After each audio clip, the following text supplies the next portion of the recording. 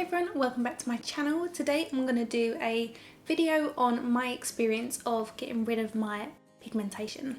So basically melasma is when your skin produces too much pigment and when you go out in the sun it just kind of turns brown and it kind of remains there like sun damage. I have epidermal melasma, which means it's kind of sitting on the surface, so although it doesn't disappear when my skin naturally kind of regenerates itself, it means it is easy to treat with a laser treatment. The deeper melasma is also known as dermal melasma, and that is a little bit more difficult to treat. But with a mix of skincare to manage the melasma or pigmentation and laser treatment, you can definitely get rid of the majority of it, if not all of it. So I spoke to around 6 or 7 different clinics in London and around Essex where I live, and each of them had different lasers, so it was really difficult to choose which one to go for. For me, I decided to go with the Pulse Light Clinic because they had videos, they had different testimonials, you could see before and after pictures on their Instagram, on their website, and when you go into the clinic they have videos running of people explaining their experience and their before and after pictures. So on screen are some photos of my melasma at its worst. It's always worse in the summer months.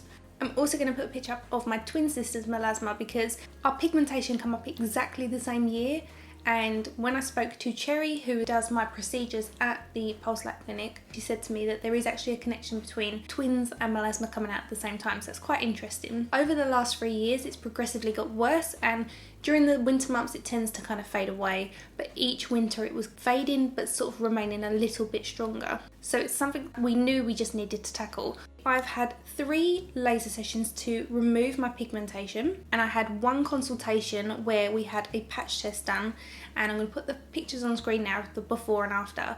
And this is about 10 days after I had the laser treatment. You can see that there's a small section of the melasma that is completely gone. So after I had my consultation, as you can imagine, I was desperate to get back in with Cherry and start my laser process. I'll insert some of my vlog now and then I will come back and talk more about it.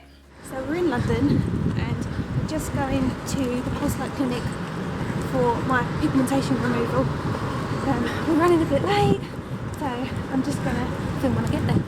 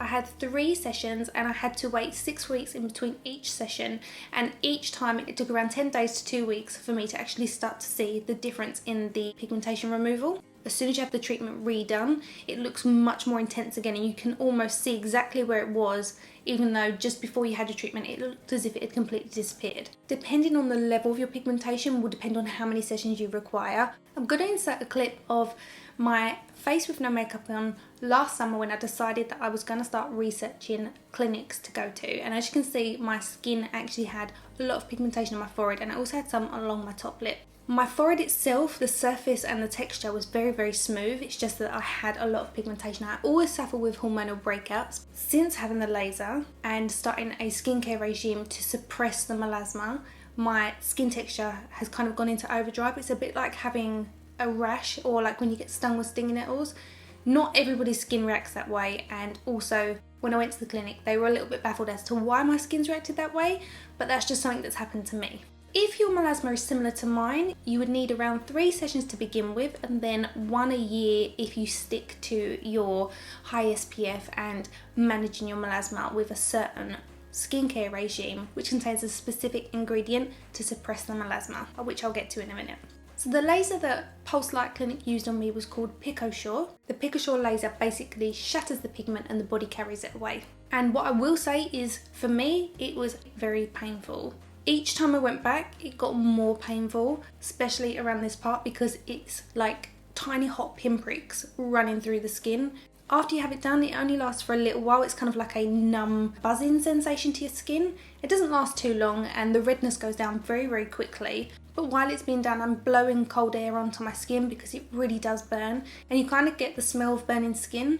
So bear in mind, it is painful, but it does depend on your pain threshold. When I went with Callie, my twin, and we both had our patch test done, when she had it done, she asked her if she'd even started yet. And she said she couldn't feel a thing.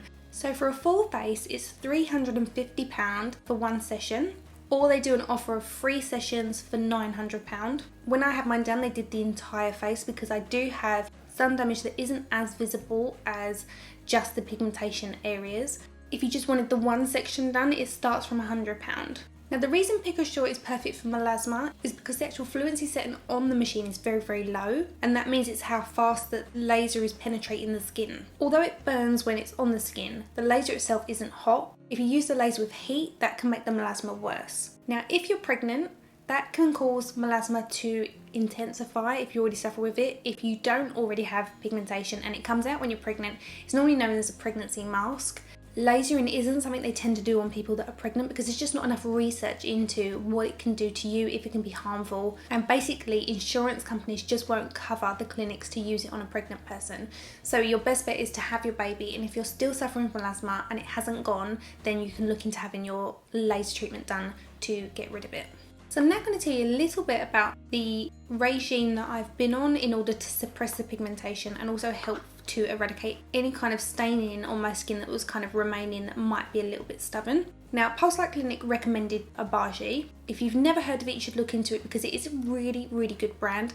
But the only massive downside to this brand is that it is so expensive. I wouldn't go out and spend that kind of money on a skincare unless I felt like it was really necessary. And for me, my pigmentation really got me down, and having had the laser done was brilliant. It looks normal again, which is fantastic. But when the summer comes back, if I'm not using a suppressant, then my melasma is just going to come back, which I don't want. So for me, I did spend the money on it, and it is £499. This is not sponsored. I did pay for it out of my own money. I had to go and see a doctor to get it prescribed to me because you can buy Obagi Nuderm system on its own. You'll get cleanser, toner and other bits to it, but the products that come with it that need to be prescribed by the doctor are the active ingredients. So the only product that will basically help to bleach pigmentation if you don't have laser and also suppress the pigmentation from coming out is a product that has hydroquinone in it. I think that's how you pronounce it. This one is a 4% hydroquinone. It stops your cells from overproducing melanin in the skin. And I've been using this for 4 months. I have to use it every single day for the sort of first 4 to 6 months. And then I would incorporate this particular product into my regular skincare regime once or twice a week to keep it at bay. I've recently stopped it and I'm using other skincare now, only because I can't bear the skin texture anymore. It's really bothering me and I just don't think my skin likes Obagi. That might not be the case, but ever since I've been on it, my skin's not really been very happy. Now, as I said, Cherry said that it's not a common thing with laser, so I can only assume it's actually the skincare. The other product that I have to use in the evening, which I mix with hydroquinone, is tretinoin, and I have 0.05%. You get like a quarter, half, and then at 1%. The doctor would put you on one that they believe that you should be on for your skin type. I suffer with hormonal breakouts, but my skin hasn't cleared up, and if anything I feel like it's been worse since I've been on the Obagi. I still want to continue with the hydroquinone because I don't want my pigmentation to come back. I think I might need to change up my skincare routine, see if it calms down when I'm not using the Obagi. That will give me a telltale sign as to whether it's the skincare brand or whether I'm just going through a phase with my skin and hormones. What you need to understand is when you're using tretinoin, it's a retin A and it causes the skin to really peel. You kind of have to start off using it once or twice a week, and then try and build it up to almost every night if you can, but you will go through lots and lots of peeling and very, very dry, tender skin. This has like a bleaching agent in it, so it will bleach the skin, so you will feel very, very pale, which, you know, if you follow my channel already, I've been complaining about. If you've ever heard of Roaccutane or Accutane, it's for adult acne, and usually it's a tablet that you take. It has to be prescribed, you have to sign a waiver because it comes with a lot of high risks and a lot of side effects. This is kind of the topical version of that. So the idea is that when you start to use it, you are going to break out a lot more to begin with, because your skin's almost kind of purging, and then you start to clear up. You should start to see the difference between 4 to 6 months that your face starts to look clearer. I've not had that yet, so technically I should probably try the 1% and see how that makes my skin, but I just can't deal with all the peeling, and I kind of want to get it over and done with before the summer comes in. Otherwise my skin's going to be a lot more susceptible to the sun, and I don't really want those kind of issues. When you're using these products, you have to use a sun factor. I got the Obagi Sun Shield in Factor 50, which came with my set, and I'm going to continue to use either this one or my HelioCare because I've always used HelioCare ones.